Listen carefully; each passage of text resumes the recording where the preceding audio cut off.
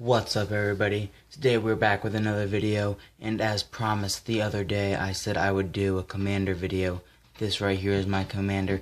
It is Yasova dragonclaw. Let's see if we can get it better zoomed in right there.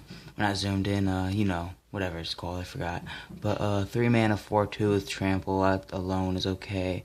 At the beginning of combat on your turn, you may pay basically 3 mana.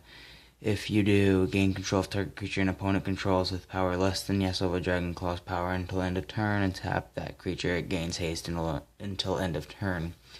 So basically, it gets rid of one of their blockers.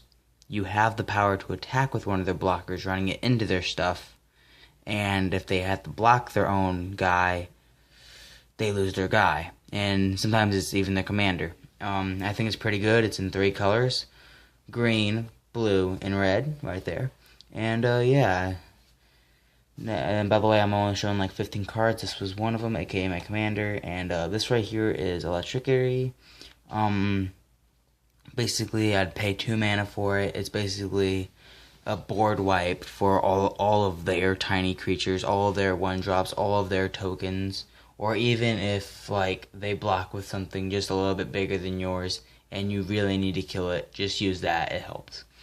I think it might work good sometimes, especially against token strategies.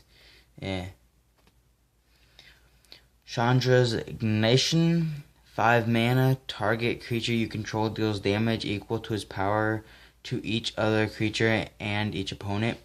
If you have a 5/5 and you're playing with 3 other people, so it's 4 players, you get to deal a total of 15 damage and all of that with the people, and you also get to destroy anything they have that's weaker than that. Pretty good in Commander, I think. Pretty good little board wipe that helps you have something and them not. Move right there. Next up we have Bearer of the Heavens, a mighty 8-drop. When Bearer of the Heavens dies, destroy all permanents at the beginning of the next end step. Basically, if you can't have your big guy, neither can they. By the way, if you notice right there, it says Ryan Alexander Lee, and that's a giant right there. And the next card I have is green. It's also a giant. And if you look down there, it also says Ryan, but it's different Ryan. I find that funny that the 2 giants that I play are both by a guy named Ryan. Whoever these Ryan people are, they must really love their big old giants. But okay, this guy is a 5 mana 6/6. I already have value there. It has Reown 6, so it can be a 12/12 if they don't block it. That's pretty strong right there. And it can't be blocked by more than 1 creature, so they can't just like take all their stupid stuff they don't need and kill it. I find that strong. Nissa's Renewal. Search your library for up to 3 basic lands and put them into the battlefield tapped. Shuffle your library, you gain 3 life. Mana ramp like a son of a beep. For 6 mana, it's good. I like it. Vine Lasher Kudzu, 2 mana 1/1. That sucks. But whenever a land enters the battlefield under your control, put a +1/+1 counter on it. Most of the commander games I play, we don't actually start doing anything till later in the game. So this is basically 2 mana for a 4/4, a 5/5, 6/6 maybe. Whatever, depends on how you're playing. Next is a Zendikar Resurgent.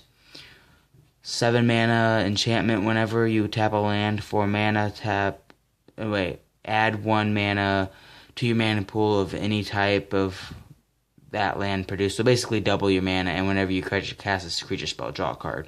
Yeah, I find that pretty good. It gives you a really big advantage because a lot of times you'll be like the other commander game I played the other day. The guy had like everyone drawing cards and everything, so you'll have like plenty of mana and everything. So I don't know. I think it's really good though, and tell me what you guys think about that. Next up we have Spirit Away. In the idea of taking their stuff, 7 mana, take their stuff, and you control it, whatever, and it also gets buffed and has flying. That's pretty good, I think. Talent of the Telepath, 4 mana. Target opponent reveals the top 7 cards of his or her library. You may cast an instant or sorcery card from among them without paying the mana cost. And then that player puts the rest of those cards into his or her graveyard with Spell Mastery, which if you have 2 or more instants or sorceries in your graveyard, you may cast up to 2 of the revealed instants or sorceries. This is Commander, and like everything like I see is usually expensive or nice and really good. And they get to get like I think that's really good. Like just imagine if they have I don't know, there's so many things they could have. If they have things that make tokens, like let's say they have what was it called? It was the one that makes like the 4 freaking devils. Well, if they have one of those, you just got 4 devils, and then whatever else they had there too. So that's pretty strong. Nephalia Moondrakes, 7 mana 5/5 flyer. When it enters the battlefield, target creature gains flying until end of turn. That helps. If you have a really big guy out already, you can actually hit him with them instead of them chump blocking it every 5 seconds. And from 6 mana, you can exile it from your graveyard. Creature you control gain flying until end of turn. That's a late game. You just need to beat in, and you don't want them to block you. That's good. Next up, we have Kiora, Master of the Depths. 4 mana, 4 loyalty planeswalker from Battle for Zendikar. +1 untaps up to 1. Can I focus it? Man, it is not focused very well. That's terrible. Let's get it up there real quick.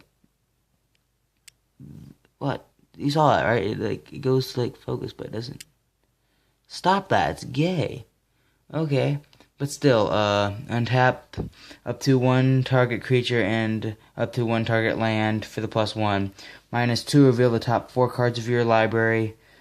You may put a creature card and or a land card from among them into your hand. Put the rest into your graveyard.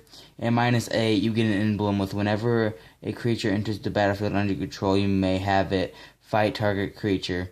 Then put 3 AA octopus creature tokens into the battlefield. That's the ultimate basically can win the game really easily. Next up we have Altered Ego. It cannot be countered.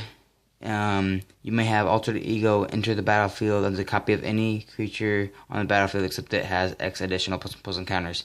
If they have a 10/10 out, then you get, and you have 7 mana, you get a 13/13, and it cannot be countered, so that's good. Next up we have a Dragon Throne of Tarkir. 4 mana, legendary artifact equipment. Equipped creature has Defender and 2 and a tap. Other creature you control gain trample and +X/+X until end of turn. What X is this creature's power, and equipped for 3. That's pretty good, especially if I have a 10/10 out. Everything else gets +10/+10 and trample, and that's just strong. And the last card is a Bloody Cataract. Just an uncommon land from Battle for Zendikar. Taps for generic mana, or can for 6 sacrifice it and draw 2 cards. Might need the drawing cards sometimes just because it's good to have card advantage in Commander, so you at least have a way to deal with their stuff sometimes. I don't know. But yeah, guys, thanks for watching, and I'll see you guys in the next video. Peace out!